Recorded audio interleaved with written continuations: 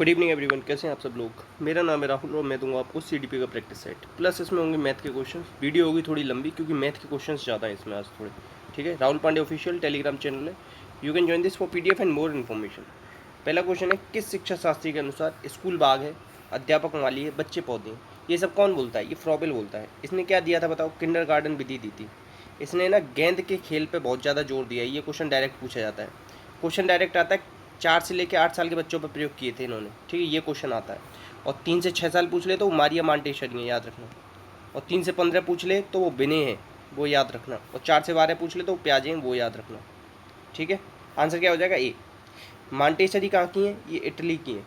ठीक है, और ये लिखने पे ज़्यादा जोर देती हैं। कहती हैं सुबोपली होता है ना वैसे सुनना बोलना पढ़ना लिखना, ये कहती हैं कि लिखना पहले आना चाहिए, पढ़ना बाद में आना चाहिए। लिखने पे बहुत जोर देती हैं। ठीक है, आंसर है ए। किंडरगार्टन सबसे पहले कहाँ खुले थे? जर्मनी में, ये भी याद रखना। आंसर ए है। नेक्स्ट, लिखित सामग्री को मन ही मन बिना आवाज़ की चुपचाप पढ़ना, ये क्या है? मौन वाचन है। मौन वाचन 2 प्रकार का होता है, एक तो होता है द्रुत वाचन और एक होता है गहन वाचन। ठीक है, आंसर है सी। ठीक है, याद रखना। अनुकरण वाचन ना किसके बाद होता है? आदर्श वाचन के बाद होता है अनुकरण वाचन। आदर्श के बाद आता है, आदर्श टीचर करता है, अनुकरण बच्चे करते हैं। आंसर है इसका सी। संवेद को क्या कहते हैं? संवेद वाचन, छोड़ दो इसे। आंसर है सी, सी याद रखो इसे। पठन शिक्षण की दृष्टि से गद्य पाठ 2 प्रकार का होता है। कितने प्रकार का होता है? 2। गद्य पाठ के कितने प्रकार हैं? 2। नेक्स्ट, अच्छा चलो ये याद रख लो कौन कौन से 2। पहला है इसमें गहन वाचन, दूसरा है इसमें द्रुत वाचन। ये क्या है? गद्य के 2 प्रकार हैं। ठीक है, आंसर क्या आ जाएगा? ये। इसी तरीके से अगर आपसे पूछ ले पद्य के कितने प्रकार हैं? ये 4 प्रकार हैं। आदर्श वाचन, अनुकरण, वैयक्तिक, सामूहिक। ठीक है, चारों याद रखना।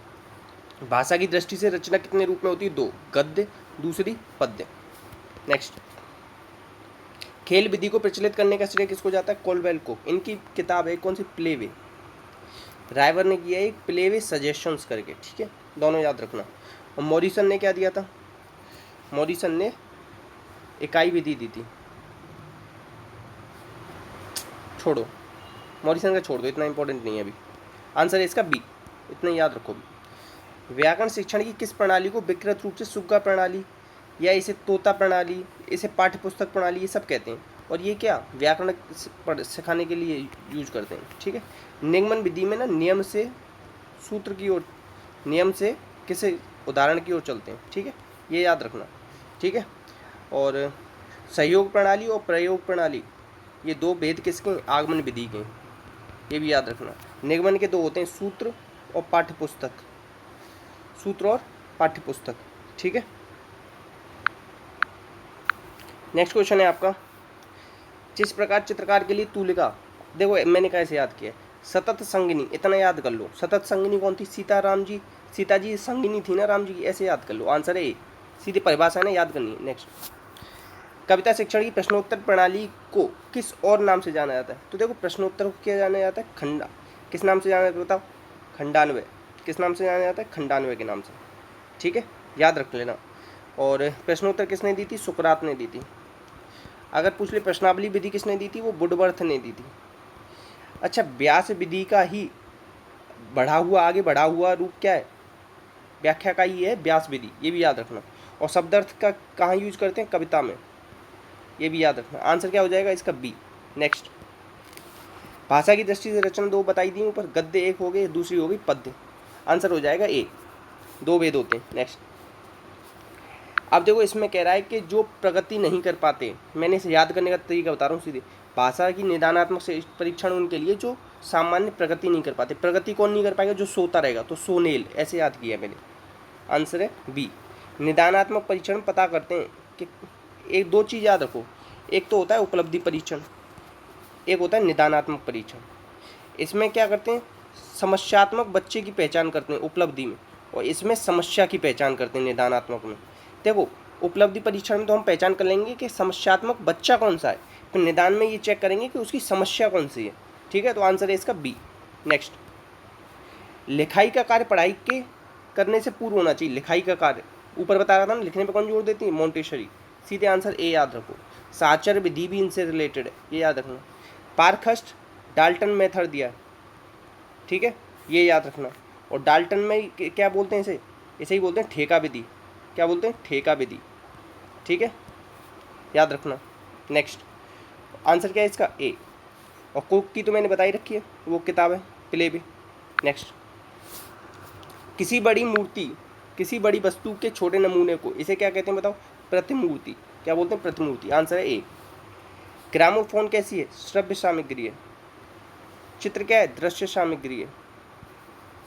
नेक्स्ट, उपन्यास शिक्षण की उद्देश्य कौन सा नहीं, उपन्यास शिक्षण में कौन सा उद्देश्य नहीं है, तो इसमें द्रुतवाचन से मौनवाचन सही है, स्वस्थ मनोरंजन सही है, अभिनय इसका नहीं कराते, अभिनय इन चीज़ों का नहीं कराते, अभिनय तो एकांकी का कराते, एकांकी का कराते हो, ठीक है। आंसर है इसका सी, उपन्यास का अभिनय नहीं कराया जाता। नेक्स्ट, इसमें से कौन सी रचना शिक्षण की विधि नहीं है, रचना की कौन सी विधि नहीं बताओ, तो भाषा संसर्ग विधि, ये तो व्याकरण की विधि है। इसमें क्या किया जाता है, बच्चे को ना अच्छे लोग, अच्छे बोलने वाले वक्ता के साथ रखा जाता है, ठीक है, अच्छी अच्छी किताबें दी जाती हैं पढ़ने को, जिससे कि मतलब जिनकी कमांड व्याकरण पे हो। आंसर क्या है इसका, डी, याद रखना। नेक्स्ट, मौन वाचन के विषय में धारणा क्या है, तो इसमें क्या होता है, पढ़ने की धीमी, होठों से निकलती गलत, धीमी गति होती गलत, आदर्श वाचन नहीं, ये होगा एकाग्रचित होकर पढ़ने का अभ्यास होता है। आंसर है बी। मौन वाचन में 210 शब्द पढ़ लेता है बच्चा, और सस्वर में 170, ये याद रखना, दोनों कल बताए थे मैंने आपको। नेक्स्ट, वाचन के समय पुस्तक की आंखों से दूरी होनी चाहिए 12 इंच। 12 इंच को सेंटीमीटर में कितना होगा बताना आप लोग। नेक्स्ट देखो, नेक्स्ट है आपका लेखन के समय कौन सा संबंधित नहीं है, तो देखो उच्चारण का कोई भी मतलब नहीं लेखन से, यहाँ लेखन की बात कर रहे हैं, उच्चारण अलग अलग दे देता है, इस तरीके से ध्यान रखना। आंसर है बी। नेक्स्ट, किसका संबंध बोलने के कौशल के विकास से नहीं है, तो प्रतिलिपि, लिपि में ये क्या है, लिखने के, किससे रिलेटेड है, लिखने से, ठीक है, याद रखना। नेक्स्ट, उपचारात्मक शिक्षण में क्या नहीं होता, उपचारात्मक में क्या नहीं होता बताओ, उपहास, बच्चे का मजाक थोड़ी ना बनाओगे आप, ये तो मजाक बनाना हो गया, ठीक है। आंसर है सी। उपचारात्मक को ही क्या कहते हैं, आदर्श शिक्षण कहते हैं, उपचारात्मक शिक्षण को याद रखना, ये आदर्श शिक्षण भी कहा जाता है। नेक्स्ट, अर्थग्रहण के कौशल के विकास के लिए सबसे ज़्यादा उपयोगी कौन सा है, अर्थग्रहण कर आपको हो तो मौन वाचन, मन मन में पढ़ोगे ना, ज़्यादा समझ याद होगा, मतलब ज़्यादा समझ में होगा। आंसर है सी। नेक्स्ट है उच्च प्राथमिक स्तर पर भाषा शिक्षण का मुख्य उद्देश्य क्या है, तो व्याकरणिक नियम नहीं, तो ये है प्रसिद्ध साहित्य, रोको, उच्च प्राथमिक स्तर ही कह रहा है, पहली बात याद रखना। तो प्रसिद्ध साहित्यकारों से परिचित ना, ये हम 9th क्लास से कराते हैं। तो उच्च प्राथमिक स्तर पर साहित्यकारी विधाओं से परिचय और व्याकरण के नियम सिखाना शुरू करते हैं हम उच्च प्राथमिक पे, उच्च प्राथमिक पे ही हम व्याकरण की शिक्षा देते हैं। ये दोनों चीज़ें याद रख लेना, दोनों पॉइंट। आंसर है इसका बी, ठीक है। नेक्स्ट, भाषा स्वयं में क्या है, एकमात्र नहीं, एक नियमबद्ध व्यवस्था है। आंसर है ए। अब देखो, अगर ये ऑप्शन में ना हो नियमबद्ध, तो आप लगा के आना इसका डी। आंसर है भी इसमें ए। नेक्स्ट, भाषा, हिंदी भाषा में कौन सी विशेषता नहीं है, कौन सी विशेषता नहीं है हिंदी भाषा, तो अर्जित है, सही बात है, परिवर्तनशील नहीं है, यही गलत है, परिवर्तन होता रहता है ना भाषा में। आंसर है सी। ऐसे देखो, आपके यहाँ की भाषा कुछ अलग होगी, देखो हिंदी भी ना अपने देश में कई तरीके की, खड़ी बोली है, कौरबी है, बांगरू है, हिंदी की कितनी बोली है बताना, हिंदी की 18 बोलियाँ हैं, इन हिंदी की उपभाषा ही 5 हैं, तो कितना ज़्यादा अंतर हो जाएगा पता है, सोच के देखना। आंसर है सी, बहुत ज़्यादा परिवर्तन होता है भाषा में टाइम पे। अब देखो, जैसे पहले तत्सम शब्द थे, अब तद्भव बोलने लग गए, ठीक है, ये भी ऐसे भी समझ सकते हो। हिंदी विषय की कक्षा में दहेज से संबंधित समस्या पढ़ाने के लिए कौन सी विधि, कक्षा अभिनय कराओ, सबसे अच्छा क्या होगा, ड्रामा करके दिखा दो एक। आंसर है सी। नेक्स्ट, सबसे अच्छी शिक्षण विधि वह है जिसमें शिक्षक क्रियाशील हो, विद्यार्थियों पर आधारित क्रियाएं अधिक हों, बहुत छोटी हो, तो वो होगी विद्यार्थियों पर आधारित क्रियाएं अधिक हों। शिक्षक क्रियाशील होने से कोई फायदा थोड़ी ना, शिक्षक क्रियाशील होगा, जैसे व्याख्या विधि है, इसे तो अमनोवैज्ञानिक मानते हैं, मगर इसमें तो शिक्षक सबसे ज़्यादा क्रियाशील होता है, इसलिए तो गलत। सबसे अच्छी शिक्षण भी जरूरी नहीं छोटी हो, मगर वो बच्चों की क्रियाओं पर आधारित होनी चाहिए। आंसर है इसमें बी सही है, ठीक है। नेक्स्ट, कौन सी विधि में अध्यापक सक्रिय व बालक निष्क्रिय रहते हैं, तो अध्यापक तो रहेगा सक्रिय और बच्चा रहेगा निष्क्रिय, तो ये पाठ्यपुस्तक विधि। पाठ्यपुस्तक में क्या होगा, अध्यापक को क्या करना है, सक्रिय करना है, तो आगमन में तो बच्चे भी सक्रिय रहते हैं, कक्षा अभिनय में तो बच्चे भी सक्रिय रहते हैं। आंसर है ए।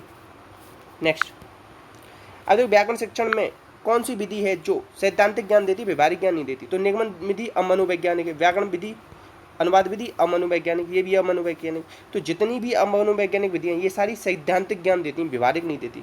जो भाषा संसर्ग विधि है आपकी, ये भी व्याकरण पढ़ाने की, मगर ये व्यवहारिक ज्ञान देती है। आगमन विधि आपका व्यवहारिक ज्ञान देती है। आंसर है इसका डी। नेक्स्ट, एक चीज़ याद रखना, जितनी भी व्यवहारिक विधियाँ हैं ना, उन्हें पढ़ाने में टाइम बहुत लगता है। ये सबसे बड़ा दोष है इनका, व्यवहारिक विधियों का। नेक्स्ट है, देखो 2 नंबर हैं इनका, HCF LCM, ये एक संख्या है। जैसे देखो 35 HCF LCM दे दिया, एक संख्या ये दे दी, तो इसे काटो, कैसे कटेगा? देखो 25 थी 75, तो 7 बार कट गया। 125 दूनी 50, 25 सेकंड 25, और 7 दिया 21, 5 15, और 3 3 9 और 1 10। आंसर क्या आ जाएगा? डी। इसका फॉर्मूला होता है पहली संख्या गुणा दूसरी संख्या बराबर LCM गुणा HCF, चाहे HCF गुणा LCM लिख लो, कुछ बात एक ही। आंसर है डी। नेक्स्ट, देखो हमेशा याद रखना, 2 सहवाच्य का HCF हमेशा 1 होता है। आंसर है बी, सीधे याद करने वाला क्वेश्चन है।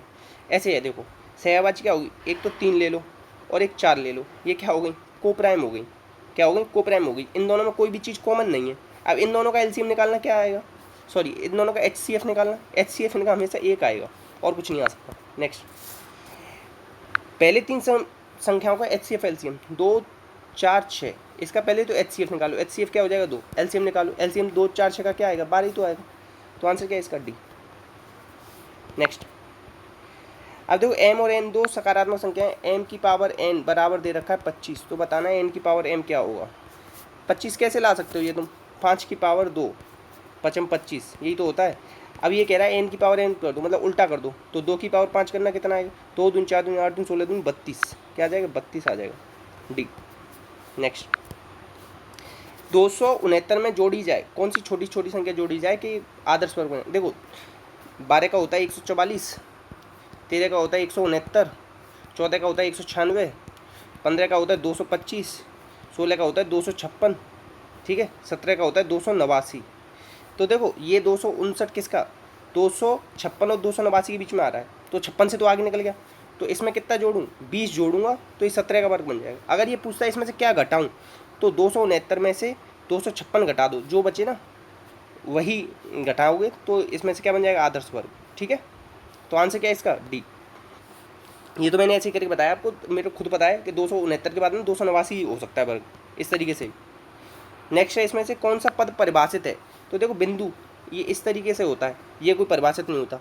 रेखा, रेखा इधर भी कितनी भी चलती जाएगी, ठीक है, तो रेखा दोनों साइड चलती जा सकती है, तो ये भी परिभाषित नहीं होता। ठीक है, समतल तो आप परिभाषित ये भी नहीं कर सकते, मगर ये इसका आंसर है सी, चतुर्भुज के विकर्ण को ना परिभाषित कर सकते हो। अच्छा, एक ये पूछता है रे क्या होता है? रे, रे पूछता है, जो एक साइड जिसकी फिक्स होती है ना उसे रे कहते हैं, याद रख लेना, और जिसकी कोई भी साइड फिक्स नहीं होती उसे रेखा कहते हैं। नेक्स्ट, आंसर है इसका सी, सी याद रख लेना डायरेक्ट। नेक्स्ट है इसका, देखो ये क्वेश्चन दे रखा है इस तरीके से देना, तो 360 भाग में दे रखा है बटे 1 कर दो, फिर भाग दे रखा है 1 कर दो, फिर भाग दे रखा है 1 कर दो, फिर भाग दे रखा है 1 कर दो। 36 दाइन 360, तो 5 दूनी 10, 2 3 6, तो 1/3 आ गया, तो 1/3 क्या होगा? 0.33। आंसर है ये, याद रखना। नेक्स्ट है, देखो ये पूछ रहा है x की पावर 0 माइनस y की पावर 0, ये पूछा जा रहा है। देखना कितना आसान है। देखो हमेशा बाहर वाला कौन अंदर वाले के 2 के बराबर होता है, तो x की पावर 0 किसके बराबर होगा? y की पावर 0 प्लस 25। तो अब इसको इधर ले आओ, x की पावर 0 माइनस y की पावर 0 कितना आ गया? 25 ही तो आ गया। कितना आसान है, देख रहे हो? आंसर क्या हो जाएगा? 25। नेक्स्ट, अब इसमें बताना है कि क्या, इसमें बताना है इसका मान क्या होगा, इसका सॉरी ए का मान बताना है ना। ए का मान हमेशा याद रखना है, इस तरीके से कभी भी दे रखी है ना, ये पूरी आगे बढ़ा लो, ये दोनों पैरेलल हैं, ठीक है, ऊपर दे रखा है, तो 112 और इसे एक सीधी लाइन पे 180 होता है, 180 में से 112 घटाओ, 10 में से 2 गया तो क्या बचा? 8, 7 में से 1 गया तो कितना बचा बताओ? 6, ठीक है, तो ये 68 हो गया। तो जितना ये होगा ना उतना ही ये होगा, तो आंसर क्या आ जाएगा इसका? 68। आंसर है इसका डी। नेक्स्ट, अब देखो ये कह रहा है कि अर्धवृत्त में बना कोण कितना होता है? ये रहा अर्धवृत्त, इसमें कोण बनाया मैंने, ये चाहे मैंने बना दिया ये, कितना ही बना दूँ, तो ये हमेशा ना 90 अंश के होते हैं। कितने होते हैं? राइट एंगल होते हैं। राइट एंगल को ही हम क्या बोलते हैं? 90 डिग्री, याद रखना। एक्यूट एंगल क्या होता है? 90 से छोटा, ठीक है। ऑब्ट्यूज क्या होता है? 90 से बड़ा, ठीक है। आंसर क्या है इसका? डी। नेक्स्ट, अर्धवृत्त में हमेशा ना 90 अंश का समकोण बनता है। तो इतने ही क्वेश्चन थे, तो प्लीज़ शेयर कीजिएगा, सपोर्ट कीजिएगा, वीडियो अच्छी लगी हो तो लाइक कीजिएगा। इसी के साथ अपना हम लोग का ध्यान रखना। जय हिंद, जय भारत।